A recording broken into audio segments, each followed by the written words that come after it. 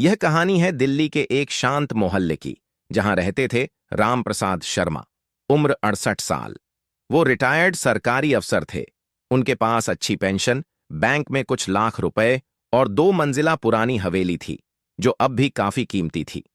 उनके इकलौते बेटे अजय की शादी हुई थी रिया से। रिया बहुत सुंदर थी, गोरी चिट्टी, लंबे बाल और बातों में मीठास। लेकिन उसके अंदर लालच की आग सुलगती रहती थी। अजय को अमेरिका में आईटी कंपनी में अच्छी जॉब मिल गई। सैलरी इतनी कि वो साल में सिर्फ 1-2 बार आ पाता। जाते वक्त अजय ने पिता से कहा, पापा, रिया अकेली है यहां, आप उसका ख्याल रखना। वो मेरी जिंदगी है, मैं जल्दी ही उसे भी बुला लूंगा। रामप्रसाद ने हाथ जोड़कर कहा, बेटा, चिंता मत कर, मैं उसे अपनी बेटी की तरह रखूंगा। शुरुआत में सब सामान्य था। रिया घर संभालती, रामप्रसाद को दवा देती, खाना बनाती। रामप्रसाद को लगता बहू अच्छी है। लेकिन धीरे धीरे चीजें बदलने लगीं। एक शाम रिया साड़ी पहनकर झाड़ू लगा रही थी।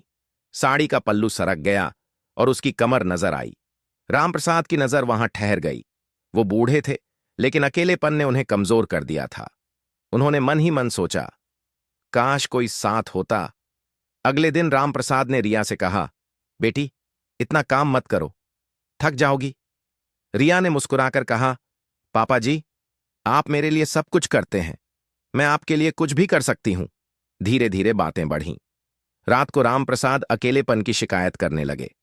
बेटी, बेटा दूर है, रातें बहुत लंबी लगती हैं, कोई साथ होता तो अच्छा रहता। रिया ने आंखें झुकाकर कहा, पापा जी, मैं हूं ना, आप जो कहेंगे मैं करूंगी, आप अकेले नहीं हैं। रामप्रसाद की हवस जाग गई। एक रात उन्होंने रिया को अपने कमरे में बुलाया। बेटी, मेरे पैर दर्द कर रहे हैं, थोड़ा दबा दो। रिया गई। पैर दबाते दबाते रामप्रसाद ने उसके हाथ पकड़ लिए। रिया, तू बहुत खूबसूरत है। अगर तू मेरी थोड़ी खिदमत कर दे तो मैं तुझे वो सब दूंगा जो अजय कभी नहीं दे सकता। मेरी सारी जमा पूंजी, ये घर, सब तेरे नाम। रिया ने एक पल सोचा। उसके मन में लालच की चिंगारी भड़क गई। वो बोली, पापा जी, आप सच में इतना चाहते हैं? लेकिन ये राज हमारे बीच रहेगा, अजय को कभी पता नहीं चलना चाहिए। रामप्रसाद खुशी से पागल हो गए। उन्होंने रिया को गले लगाया। उस रात से दोनों के बीच गैर कानूनी रिश्ता शुरू हो गया। रिया हर रात रामप्रसाद के कमरे में जाती। रामप्रसाद उसे महंगे गहने खरीदते, पैसे देते।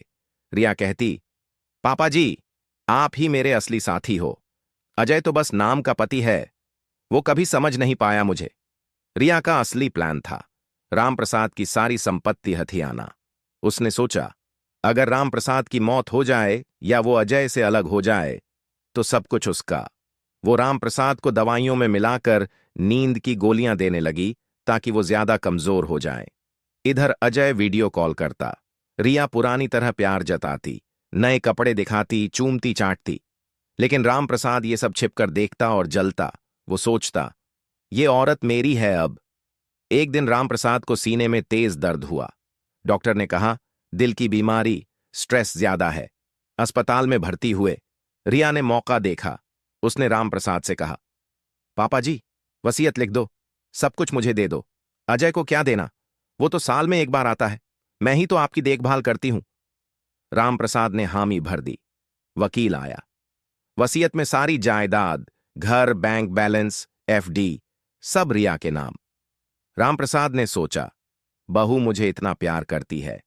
लेकिन रामप्रसाद का एक पुराना दोस्त था, मास्टर जी, रामकुमार। वो रामप्रसाद के साथ स्कूल में पढ़े थे। मास्टर जी को शक था। उन्होंने देखा था कि रिया रामप्रसाद के साथ बहुत चिपकी रहती है।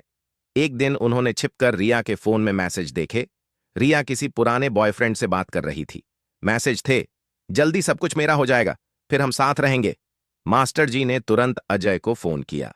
सारे सबूत भेजे, फोटो, मैसेज और एक वीडियो क्लिप जो रिया ने गलती से रिकॉर्ड कर ली थी। अजय सदमे में था। वो तुरंत भारत लौटा। अस्पताल पहुंचा। रामप्रसाद को देखकर रो पड़े। पापा, आपने क्या कर दिया? रामप्रसाद रोते हुए बोले, बेटा, मैं शैतान के चक्कर में पड़ गया। बहू ने मुझे बहकाया, लेकिन अब सब समझ आ गया। अजय ने रिया को घर बुलाया। रिया आई, रो रो कर बोली, अजय, तुम्हारे पापा ने जबरदस्ती। मैं मजबूर थी। अजय ने गुस्से से कहा, झूठ मत बोल, सबूत मेरे पास हैं। तूने पापा को दवाइयों में मिलाकर नींद दी, वसीयत लिखवाई। तेरा पुराना बॉयफ्रेंड भी सब जानता है। रिया घबरा गई। वो चिल्लाई, तुम झूठ बोल रहे हो। अजय ने पुलिस बुलाई। जांच हुई। पता चला रिया शादी से पहले भी कई रिश्तों में थी। उसने अजय से सिर्फ पैसे के लिए शादी की। वसीयत पर दबाव था, इसलिए कोर्ट ने उसे रद्द कर दिया। रिया पर धोखाधड़ी, जबरन वसीयत और फ्रॉड का केस चला। आखिर में उसे जेल हुई। अजय ने उसे तलाक दे दिया। रामप्रसाद ने अपनी गलती मानी। वो अजय से माफी मांगी। बेटा, लालच और हवस ने मुझे अंधा कर दिया। मैंने सोचा बहू खुश रखेगी, लेकिन वो सांप निकली। तू मुझे माफ कर दे। अजय ने कहा, पापा, अब हम साथ रहेंगे, कोई और नहीं चाहिए। दोस्तों, यह कहानी सिखाती है, लालच और हवस इंसान को इतना अंधा कर देते हैं कि वो अपना घर, इज्जत, रिश्ते सब तबाह कर देता है। घर में भरोसा सबसे बड़ा होता है। हराम का रिश्ता और हराम की दौलत कभी चैन नहीं देती। अल्लाह या भगवान हर गलत काम का हिसाब दुनिया में ही ले लेते हैं।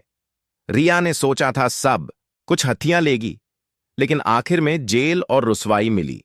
रामप्रसाद ने अपनी गलती सुधारी और अजय पापा का रिश्ता मजबूत हो गया। दोस्तों, ये कहानी आप लोग कहां से देख रहे हो? अपने शहर का नाम कमेंट में जरूर बताएं।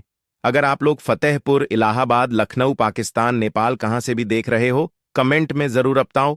अगर हमारी कहानी आप लोगों को पसंद आए तो वीडियो को लाइक कर देना और चैनल पर नए तो चैनल को कर दीजिएगा सब्सक्राइब, क्योंकि जब भी मैं नई कहानी बनाऊं तो सबसे पहले आपके लगा पहुंचे, इसलिए हमारे चैनल को सब्सक्राइब करें।